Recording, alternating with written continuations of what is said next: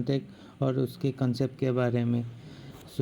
हम पहले ऑप्शन के कॉन्टेक्ट के बारे में और उसका कंसेप्ट के बारे में जानेंगे, फिर हम जानेंगे साइकोलॉजी और फिर हम जानेंगे ट्रेडिंग के बारे में और एडवांस ऑप्शन कॉन्ट्रैक्ट के बारे में। शुरू करते हैं। तो इसको शुरू करने से पहले हम एक कहानी की सहायता लेंगे। इस कहानी में दो आदमी हैं, एक का नाम है राहुल और दूसरे का नाम है पिया। राहुल एक फार्मर है जो सरसों का खेती करता है और पिया एक मर्चेंट है जो सरसों खरीदता है।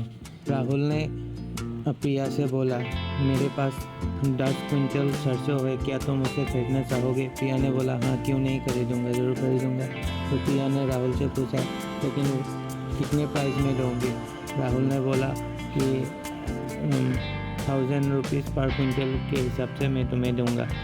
राहुल को लगा कि आने वाले समय में सरसों का दाम नीचे जाने वाला है और पिया को लगा है आने वाले समय में सरसों का दाम ऊपर जाने वाला है।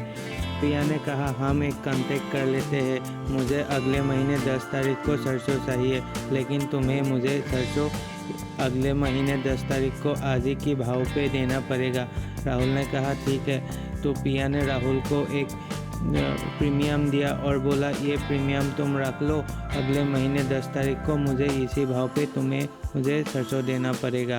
जब अगले महीने 10 तारीख आया तब सरसों का दाम नीचे चला गया। तो प्रिया ने सोचा कि सरसों राहुल से ज़्यादा कीमत से खरीदने से अच्छा कि मैं मार्केट में कम कीमत में खरीद लूँ।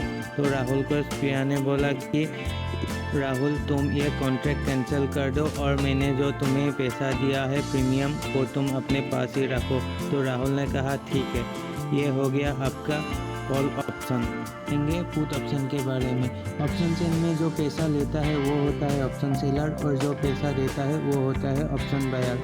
अब राहुल को लगने लग गया है कि सरसों का दाम नीचे जाएगा तो उसका नुकसान हो जाएगा। तो उसने पिया को बोला कि पिया, अगर सरसों का दाम नीचे भी चला गया तुम्हें मुझसे आज ही के भाव पे इसी दाम पे खरीदना होगा। तो पिया ने कहा, हाँ ठीक है, तो तुम्हें मुझे एक प्रीमियम देना पड़ेगा क्योंकि ये इंश्योरेंस की तरह काम कर रहा है।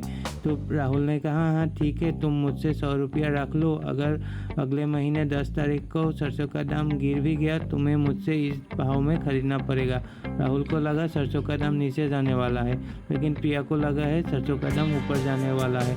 अगले महीने 10 तारीख को दिन आया तब सरसों का दाम ऊपर चला गया।